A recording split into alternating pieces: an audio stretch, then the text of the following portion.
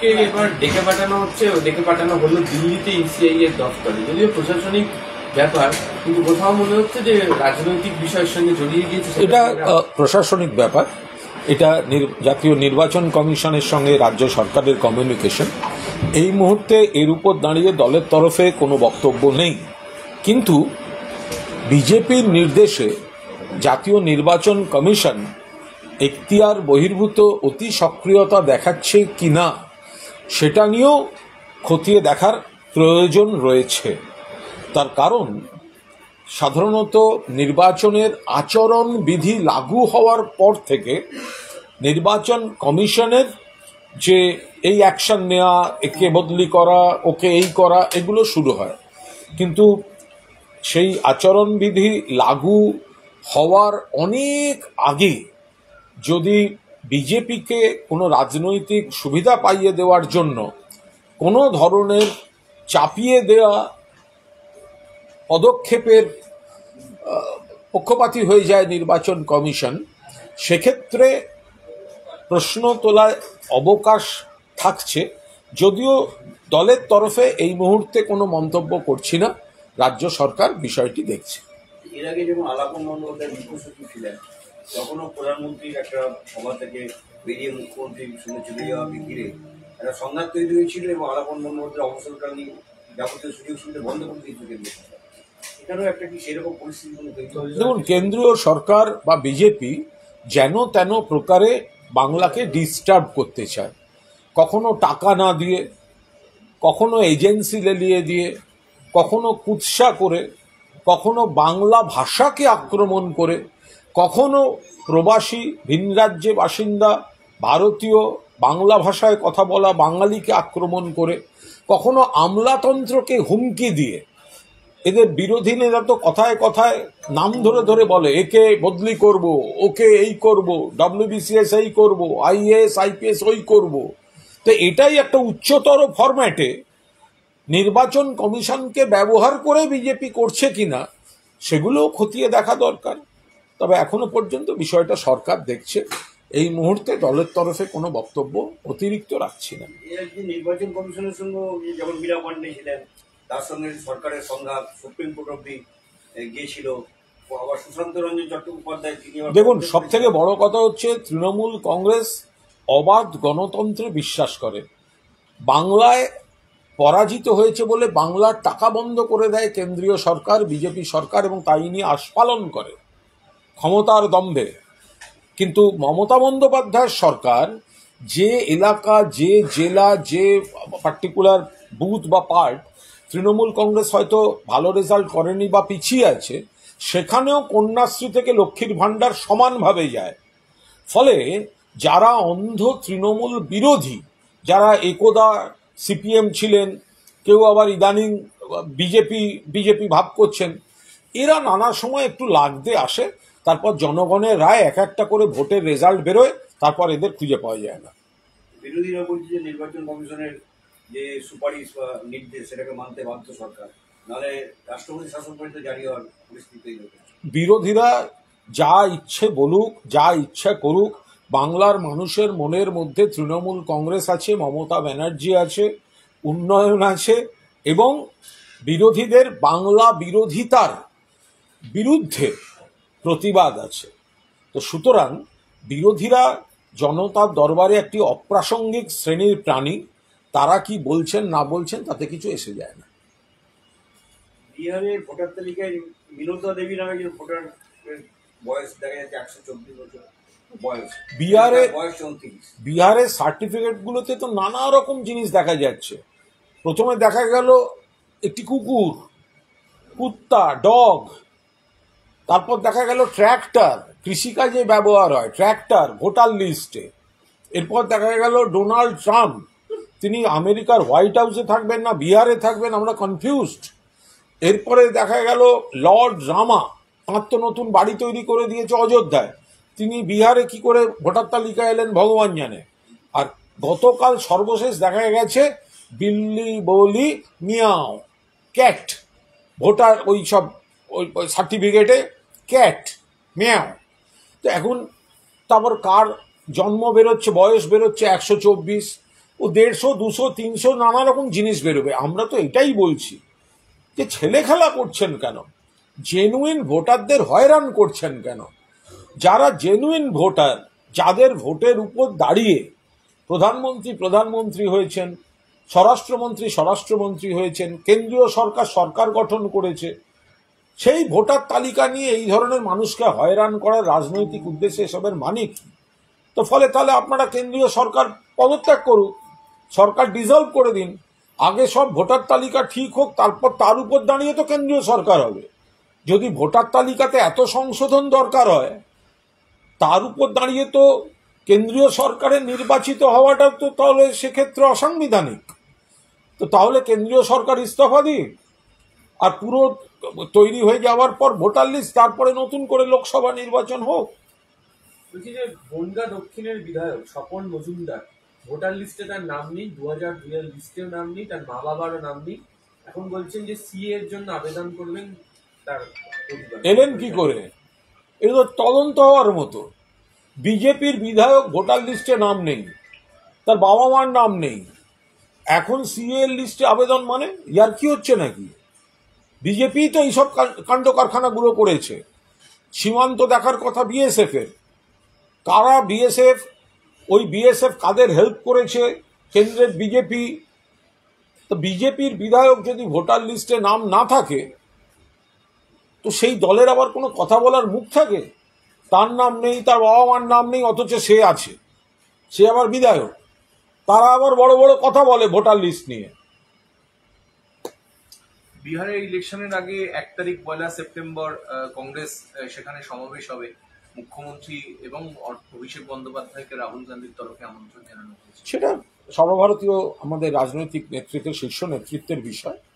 ফলে জাতীয় স্তরের রাজনীতিতে যারা সমন্বয় রাখছেন, যাদের মধ্যে কথা হচ্ছে, তারা বিষয়টি দেখছেন। যথাসময় আমাদের শীর্ষ নেতৃত্ব এই বিষয়ে জানিয়ে দেবে। অভয়ের বাবার অভিযোগ যে তার স্ত্রীকে পরিকল্পিতভাবে পুলিশ আক্রমণ করে, এমন অবস্থায় যে তার মৃত্যু পর্যন্ত হতে পারে। অভয়ার বাবা এবং মার প্রতি পূর্ণ সম্মান জানিয়ে, পূর্ণ সহানুভূতি জানিয়ে বলছি যে 9 অগস্ট সব চ্যানেল, সব কাগজ, সব পোর্টাল, সব সোশ্যাল মিডিয়া, সবার হাতের মোবাইলের ক্যামেরার ফোকাস ছিল অভয়ার বাবা মায়ের উপর। তো পুলিশ যদি রাস্তায় ফেলে মারতো, যে অভিযোগটা ওনারা করছেন, একটা ছবি কেউ দেখাতে পাচ্ছেন না, সবটা বিবৃতির উপর চলছে। এটা কি করে সম্ভব? একটা ছবি তো থাকবে, একটা ছবি তো থাকবে।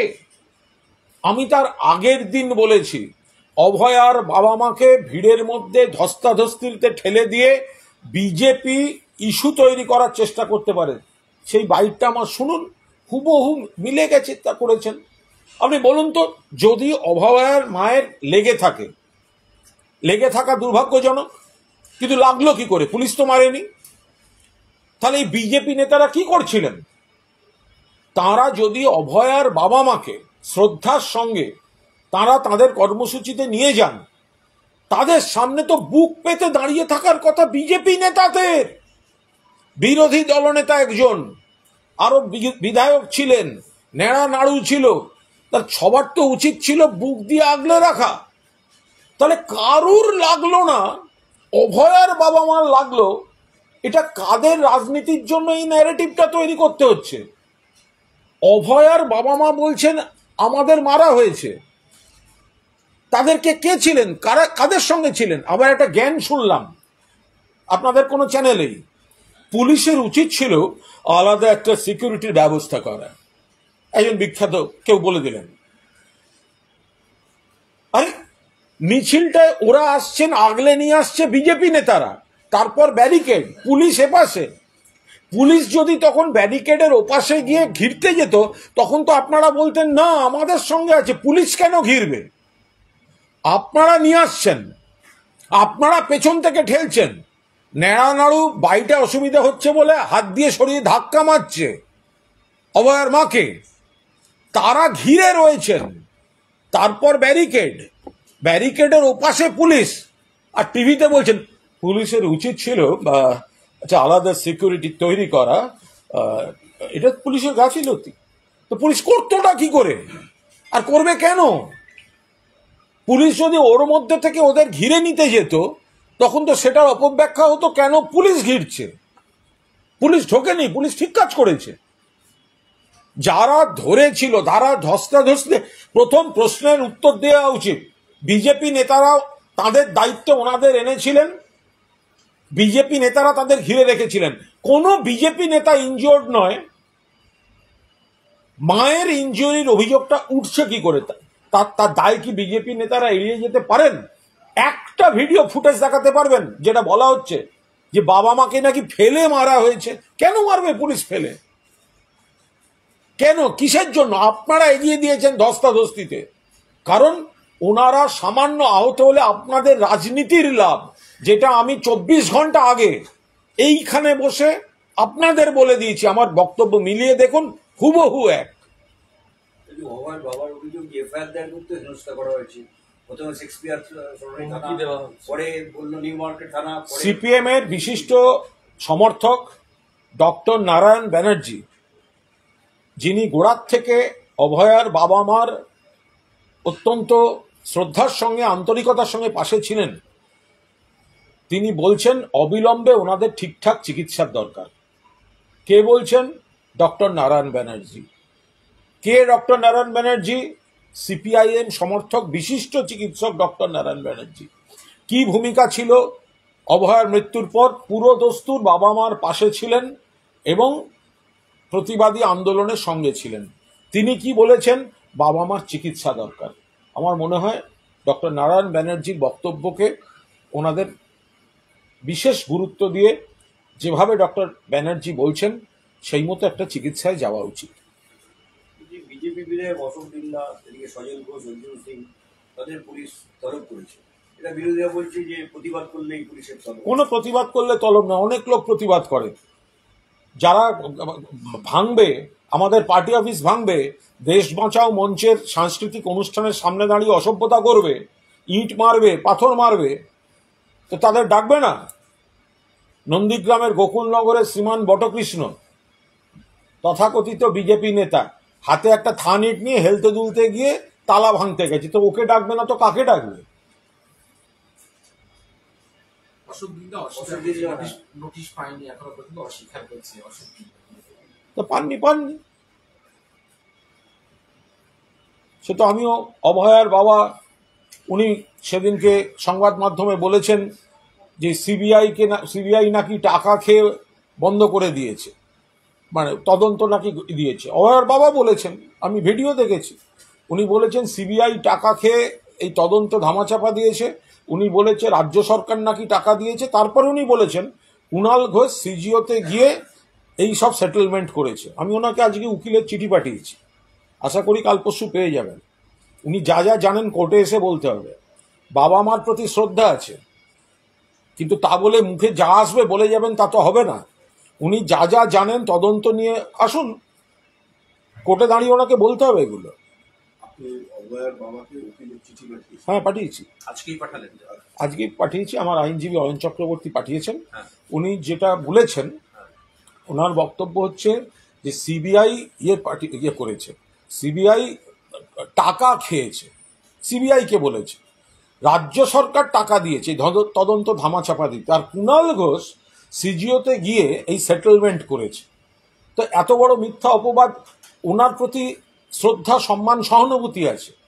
উনি কন্যাকে হারিয়েছেন, কিন্তু তা বলে ওনাকে কেউ লাইসেন্স দেয়নি যে উনি যা মুখে আসবে বলে যাবেন আর সেগুলোকে বসে বসে হজম করব।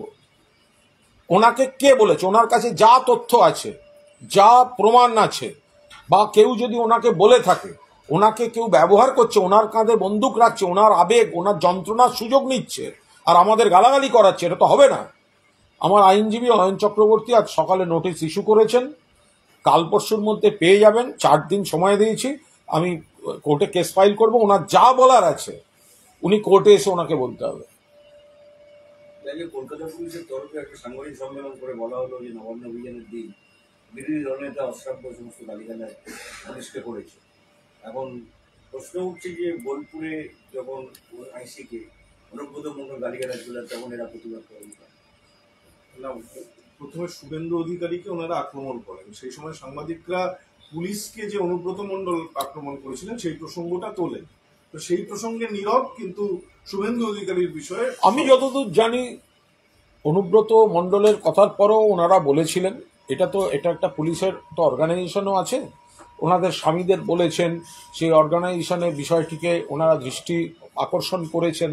কিন্তু এরপর যখন পুলিশকে ফেলে মেরেছে, যেটা মুখের কথা বা গালাগালে সীমাবদ্ধ ছিল না, 9ই আগস্ট পুলিশকে মারা হয়, মহিলা পুলিশও মার খান, কয়েকজন পুলিশকে তো মানে মাটিতে ফেলে মারা হয়। সেই হিসেবে পরিবারের লোক হিসেবে ওরা উদ্বিগ্ন হয়ে যে বিরোধীরা যেই কথায় কথায় পুলিশকে হামলা করছে, আক্রমণ করছে, কথা তো আছে, তার সঙ্গে যে হামলা করছে সেটাতে তারা উদ্বেগ এবং নিন্দা প্রকাশ করেছেন। এটার কারো কোনো ব্যক্তির পদস্খলনে নেই, যে একজন ব্যক্তি খারাপ কথা বললেন, ব্যক্তিগত পদস্খলন এক জিনিস, আর একটা দল অর্গানাইজড ওয়েতে পুলিশের দিকে লেলিয়ে দিচ্ছে, ক্যাডারদের পুলিশকে মারছে, দুটোর আকাশ পাতাল তফাৎ আছে। কোনো ব্যক্তিগত পদস্খলন হলে সঙ্গে সঙ্গে তার পার্টি সমালোচনা করছে। অনুব্রত মণ্ডল যেদিন বলেছেন কিছুক্ষণের মধ্যেই পার্টি নিন্দা করে দিয়েছে, ক্ষমা চাইয়েছে। আর যেটা অর্গানাইজড ওয়েতে পুলিশকে মারা হচ্ছে, পুলিশকে ফেলে মারা হচ্ছে, সেটার একজনও কেউ দুঃখ প্রকাশ করেননি। সেই জায়গা থেকেই বোঝে যে এখন ওইভাবে যদি কেউ প্রশ্ন করতে যান তো হবে, তো কেউ কাউকে শিখিয়ে কিছু প্রশ্ন শিখিয়েছেন, তার বেসিক তফাৎটা তো বুঝতে হবে। যে ব্যক্তিগত পদস্খলন, ব্যক্তিগত কুকথা একটা বেরিয়ে যাওয়া এবং সঙ্গে সঙ্গে দলের ক্রিটিসাইজ করা। অনুব্রত মণ্ডল খারাপ কথা বলেছেন, দল সঙ্গে সঙ্গে বলেছে ক্ষমা চান, রাত্রে ক্ষমা চেয়েছে। শুভেন্দু অধিকারী শুয়োরের বাচ্চা বলার পর কেউ বলেছে বিজেপির একজন যে নগরপালকে কথাটা বলা হয়নি? তার মানে এই দলটা অর্গানাইজড হইতে পুলিশের উপর হামলা করাচ্ছে, সেই কারণে বাড়ির লোক বলেছে। এখন যদি আপনার প্রশ্নের মান ওরকম হয়, বাংলা কথা বলতে পারে না, আপনাদের যদি বলা হয় তাহলে কেন করেননি, এইসব পোর্টাল থেকে যদি প্রশ্ন আসে, না না আপনাদের কেন উনি শুভেন্দু বাবু বলেছেন তো, এটা একটা প্রশ্ন, তো এখন তাই উত্তর হবে। ওনাদের আবার কি অনুব্রত কেন খেয়ালি ফেলেন, ওরা কেউ সিজন পলিটিশিয়ান নয়। যে অনুব্রত মণ্ডল তিনি খারাপ কথা বলেছেন, দল নিন্দা করেছে, তাকে ক্ষমা চাইয়েছে। শুভেন্দু অধিকারী শুয়োরের বাচ্চা বলেছে, একটা লোক বলুন ক্ষমা চাইয়েছে? পুলিশকে ফেলে মারা হচ্ছে বলুন দুঃখ প্রকাশ করেছে? যখন তারা দেখছেন একটা লোক খারাপ কথা বললে সেই পার্টি তাকে ক্ষমা চাওয়াচ্ছে, ফলে তাদের আর রাস্তায় নেমে কি বলতে যাবে? একটা তফাৎ থাকবে তো। বাংলা বলতে জানে না, কে কাকে পাঠিয়ে দিল, কি দিয়ে পাঠিয়ে দিল, আমি আপনি কেন করেছেন? মিঠুন বলছে বাবা সম্প্রতি অভিযোগ একটা করছে, তাদের পরিবারকে বয়কট করা হচ্ছে। আজ তাদের মানে যেদিন আন্দোলনের দিন থেকে বলছে তাদের পরিবারকে বয়কট করা হচ্ছে। কেন বয়কট করা হবে? এবং সেই সঙ্গে আজকে আবার বলেছে যে পুরসভার কর্মীরা পাড়াতে এই মশা মারার তেল সমস্ত স্প্রে করতে গেছিল, কিন্তু ওদের বাড়িকে বাদ দিয়েছে। তবে পুরসভার কর্মীরা পাগল নাকি? ওনাদের আবার বলবে এটা স্প্রে করবে, পরে বলবে যে আমাদের ঘুম পাড়ানোর ওষুধ স্প্রে করেছে। ওদের কোনো ঠিক ঠিকানা আছে না, ওইসব হবে না, ওইসব কথাবার্তা বলে কোনো লাভ নেই। আপনার যারা ওদের হেল্প করেছে ওনারা তাদের এগেনস্টেই বারবার কথা বলেছেন, তো কেউ ওনাদের উপকার করতে গিয়ে নিজেরা বিতর্কে জড়াবে নাকি? ওনাদের বাড়ির থেকে একটু দূরে ওই মশা মারাটা রেখে আসা উচিত, ওনারা তুলে সেগুলো দিয়ে নেবেন, অথবা কিছু কয়েল ওইখানটা রেখে আসা উচিত, ওনারা সেটা বিজেপির ল্যাবরেটরিতে পরীক্ষা করার পর বাড়িতে জাগিয়ে নেবেন। নইলে ওখানে কে কি রাখবেন, তারপর তারা গিয়ে বিপদে পড়বে। ওদের জিজ্ঞেস করবেন তো যে ওই জামা তৈরির অর্ডার ইত্যাদি ইত্যাদি কোঅপারেশনটা স্থানীয় প্রশাসন থেকে পাচ্ছিল কিনা।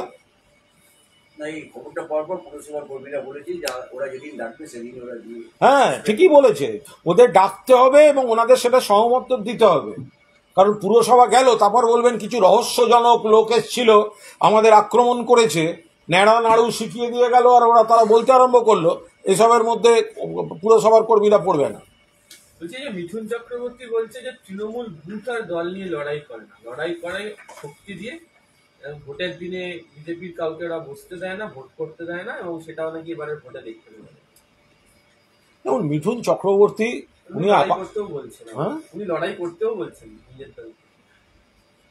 আচ্ছা, লড়াই করতে গেলে তো একটা সৈন্য সামন্ত লাগে। মিঠুনের মতো ভাড়াটে সৈন্য সামন্ত নিয়ে বিজেপি লড়াই করবে? মিঠুন চক্রবর্তী তো এমনি একটা ভাড়াটে সৈন্য, 4 দল ঘুরে এসছে, হাত ঘোরা মাল। ছোটবেলায় নাকি নকশাল করতো। তাহলে আছেন মিঠুন চক্রবর্তী, বিজেপি ওয়ার্কারদের বলছেন লড়তে হবে, পালাবে না। আমায় বলুন, মিঠুন চক্রবর্তী বাংলা ছেড়ে পালিয়ে গেছিল কেন? উনি নাকি নকশাল করতেন, সেই জন্য ওনাকে বাংলা ছেড়ে পালিয়ে যেতে হয়েছিল। তখন লড়েননি কেন? নিজে পালিয়ে গেছে, এখন কর্মীদের বলছে লড়ো। কতগুলো পার্টি ঘুরেছেন মিঠুন চক্রবর্তী, নকশাল, তারপর জ্যোতি আঙ্কেল, তারপর মমতা আমার বোন, মমতা আমায় রাজ্যসভায় পাঠিয়েছে, সারা জীবন মনে রাখবো, এসব ডায়লগ মিঠুনদা দেয়নি? তারপরে যেই এক গাদা কেলেঙ্কারি এলো, হঠাৎ হাওয়া, তারপরে বিজেপি হয়ে ফিরল। পুরো 4 হাত বদলানো মাল। ওর কথার কোনো বিশ্বাসযোগ্যতা আছে? আগামী বছর এই সময় কোথায় থাকবে নিজেই গ্যারান্টি দিয়ে বলতে পারবে না কোন দলে থাকবে। আমি ছিলাম সেদিন 11 সালে মমতাদি আসার পর, তার আগেও সিপিএম এর নন্দীগ্রামের মিছিলে গেছিল। আর রাইটার্সে যেদিন মমতাদির সঙ্গে দেখা করতে গিয়ে মমতাদির হাত ধরে, মমতা আমার ভুল হয়ে গেছে, আর হবে না, ঘরে 3য় ব্যক্তির নাম ছিল কুণাল ঘোষ। আরেকটা হচ্ছে যে বিজেপি যে বিভিন্ন নিজেদের কর্মীদেরকেই ভুয়ো কিনা ধরার জন্য অ্যাপ আনছে, আর তৃণমূলকে দেখা যাচ্ছে যে লাগাতার বুথে। আরে বিজেপির কাছে বিরাট প্রবলেম। বিজেপির কাছে হচ্ছে আদিদের কাছে তৎকালরা হচ্ছে ভুয়ো, আর তৎকালদের কাছে আদিরা হচ্ছে ভুয়ো। মিটে গেল। এই তো বিজেপি। যেগুলো পরে গেছে সেগুলোকে আদিরা বলছে ওগুলো হচ্ছে ভুয়ো, ফেক। আর যেগুলো পরে গেছে সেগুলো বলছে আদিগুলো হচ্ছে ফেক। এটা হচ্ছে ওদের প্রবলেম। তৃণমূল কংগ্রেস মানুষকে ভরসা রেখে লড়ে, বুথে বুথে সংগঠন আছে, পরিবারে পরিবারে লোক চেনে। তৃণমূল কংগ্রেস তাই ভিতের উপর দাঁড়িয়ে লড়ে। দাদা, সোনামুখীতে এসআইআরটা নিয়ে বলি, এসআইআর নিয়ে আজকে সুপ্রিম কোর্টে শুনানি হয়েছে। তো বিচারপতিকে নানা সওয়াল, এবং এই সওয়ালে কখনো নির্বাচন কমিশনের বিপক্ষে নানা মন্তব্য গেছে, আবার কখনো কমিশনের পক্ষেও গেছে। এই মুহূর্তে এই বিষয়ে কোনো মন্তব্য করব না, আমাদের শীর্ষ নেতৃত্ব দেখছেন। আর যখন সর্বোচ্চ আদালতে একটা হিয়ারিং চলে, তখন হিয়ারিংয়ে একজন আইনজীবী তার বক্তব্য পেশ করছেন, সেই সময় মহামান্য বিচারপতিরা হয়তো কোনো মন্তব্য করেন, প্রশ্ন করেন, নিজেদের মধ্যে কথা বলেন। তার উপর দাঁড়িয়ে আমি রাজনৈতিক দলের তরফে কোনো নির্দিষ্ট প্রতিক্রিয়া দেয়া বা কোনো মন্তব্য করা এই মুহূর্তে সমীচীন বলে মনে করছি না। বম্বে হাইকোর্ট বলেছে যে প্যান কার্ড ও পরিচয়পত্র হিসেবে এই কার্ডগুলো তাহলে আমরা বয়ে বেড়াই কেন? এক একটা করে কার্ড আসে, সেই কার্ডগুলো নিয়ে একটা হইচই শুরু হয়, মানুষকে লাইনে দাঁড়াতে হয়, এর লিঙ্ক ওর বেলিঙ্ক, আর তারপরে তার কয়েক বছর পরে বলে ওই কার্ডটা না ঠিক হবে না। কার্ডের ব্যবসা করে কারা? কার্ড প্রোডাকশন করে কারা? তো তাদের লাভ পুরো। যতবার নতুন ধরনের কার্ড আসবে ততবার প্রোডাকশন, কোটি কোটি অর্ডার। পুলিশের তরফ থেকেও সাংবাদিক সম্মেলনে বলা হচ্ছে যে কোনো এরকম ছবি পাওয়া যায়নি, এভিডেন্স পাওয়া যায়নি যে অভয়ের মাকে মারা হয়েছে। সেটা আপনারা বুঝুন না, যারা ব্রেকিং চালান। আমায় বলে কি হবে? যতজন আপনারা যত কটা চ্যানেল ব্রেকিং চালিয়েছেন, অভিযোগ বলে আপনাদের প্রত্যেকের চিত্র সাংবাদিকরা ছিলেন। তো একটা ফুটেজ কেন দেখানো গেল না যেটায় ওর বাবা মার অভিযোগটা প্রতিষ্ঠিত হয়? সেদিনকে সব থেকে গুরুত্বপূর্ণ ক্যারেক্টার ছিলেন বাবা এবং মা, এই দুজনই তো গুরুত্বপূর্ণ ছিলেন। তো এবার সব ফটো তো ক্যামেরা চিত্র সাংবাদিকরা পুরোদস্তুর, তাদের সব দক্ষতা দিয়ে তারা ওই দুজনকে কিন্তু কখনো নজর ছাড়া করেননি। তাছাড়াও এত মানুষ ছিলেন, ফোনে ক্যামেরা এসে গেছে, তা একটা ছবি দেখা গেল না যেটা ওনারা বলছেন পুলিশ নাকি রাস্তায় ফেলে মারছে। এটা কোনো কথা হলো? একটা একটা ফুটেজ দেখাতে পারলেন না, আপনারা ওনাদের বিবৃতি দেখিয়ে দিয়ে যাচ্ছেন। আপনাদের কষ্ট হচ্ছে না? কালকে যে মহুয়া মৈত্র তিনি জ্ঞান হারিয়েছিলেন এবং তারপর সেটাকে নিয়ে নানা মিম ভাইরাল হয়েছে এবং বিজেপি বিশেষ করে সেসবগুলোকে আরো ভাইরাল করছে। ये अंदर का बात है, ये अंदर का बात है। মহুয়া মৈত্র পুরো দস্তুর এই লড়াইটায় ছিলেন, আর ওই রোদ্দুরের মধ্যে মিতালি বাগও অসুস্থ হয়েছেন। মহুয়া মৈত্র যতটা পেরেছেন লড়েছেন। একটা সময় ওই ভয়ঙ্কর সাফোকেশন টানা পড়েনে তাঁর একটু চেতনার অভাব ঘটেছে, মানে একটু জ্ঞান হারানো ধরনের হয়েছে। এই তো স্বাভাবিক ব্যাপার। এখন তাই দিয়ে এসব করছেন কেন? ইয়ে আন্দার কা বাত হ্যায়। আমি একটা চৈতন্য হারানোকে নিয়ে মিম ভাইরাল বিজেপি, এটা মহুয়ার জনপ্রিয়তা। যদি এতখানি মহুয়ার জ্ঞান হারানো এবং কোথায় কোন মুহূর্তে কার সামনে জ্ঞান হারাচ্ছেন এই নিয়ে যদি এত ইয়ে হয়, এত মিম, এত এটা তো মহুয়ার জনপ্রিয়তা প্রমাণ করে। এ তো মহুয়ার জনপ্রিয়তা প্রমাণ করে। আমি তো গত কয়েকদিনে দেখলাম ওই ধূমকেতুর দেব শুভশ্রীর ভাইরালের পর তাদেরকে হারিয়ে দিয়ে গেল মহুয়ার জ্ঞান হারানোটা। তো সুতরাং এতে তো মহুয়ারই তো জনপ্রিয়তা বা মহুয়াকে ঘিরে মানুষের কৌতূহল, তো সেটাই তো প্রমাণিত। রাহুল গান্ধীর কালকে যা অবস্থান, মিতালিবাগ থেকে মহুয়া মৈত্র যেভাবে তিনি পাশে দাঁড়ালেন, কংগ্রেস তৃণমূল কাছাকাছি আসছে আগামী এটা তো স্বাভাবিক ব্যাপার। এটা ওনাদেরও কেউ কিছু হলে আমাদের নেতারা পাশে থাকতো, এটা তো কোনো বিষয় না। রাহুল গান্ধী অনুভব করছেন পশ্চিমবঙ্গেই সব থেকে বেশি প্রতিবাদ করতে পারে, আর পশ্চিমবঙ্গ মানেই তৃণমূল কংগ্রেস, এইটা রাহুল গান্ধী অনুভব করছেন। বলছি যে আজকে ইন্দো ভুটান রিভার কমিশন যেটা নিয়ে তৃণমূল এবং সরকার বারবার বলছিল সেটা করা হবে না, কেন্দ্র পরিষ্কার জানালো। মানে ঘাটালে দুর্দশার করে টাকা দেওয়া হলো না অভিযোগ। এগুলো তো একেবারে বাংলার প্রতি বঞ্চনা। বাংলার ভূগোলটা যা, সেখানে এমন কিছু প্রজেক্ট আছে যেগুলো কেন্দ্রীয় সরকারের সাহায্য চাই, অনুদান চাই, বরাদ্দ চাই, এবং কেন্দ্র দয়া করছে না এটা। কিন্তু কেন্দ্র এগুলো করছে না। বাংলার উপকার হবে, বাংলার ভালো হবে, প্রতিহিংসাপরায়ণ আচরণ করছে, এখান থেকে টাকা নিয়ে যাচ্ছে, ট্যাক্স নিয়ে যাচ্ছে, বাংলার বকেয়াও দিচ্ছে না, বাংলার প্রকল্পগুলোকে টাকাও দিচ্ছে না। কিন্তু উত্তরবঙ্গে তো বিজেপির সাংসদ প্রচুর, ওরা বুঝে গেছে। উত্তরবঙ্গের বিজেপি নেতারা মুখ দেখাবার জায়গা পাচ্ছে না। জন বার্লা তো চলে এলেন ওই জন্য, উনি তো পরিষ্কার বলেছেন বিজেপি বাংলার উপকার করবে না, কিছু মানুষকে ভুল বুঝিয়েছে। উত্তরবঙ্গের মানুষ কিছুদিনের জন্য ভুল বুঝে বিজেপিকে ভোট দিয়েছিলেন, কিছু এমএলএ এমপি পাঠিয়েছেন, তারপরেও উত্তর বাংলাকেও বঞ্চিত রেখেছে। তাহলে জন বার্লা চলে আসছেন, এরকম হাজার হাজার কর্মীও চলে আসছেন। বলছি ওবিসি যে মামলা এবং অনেক পাচ্ছি না, হয়ে গেছে। লক্ষ লক্ষ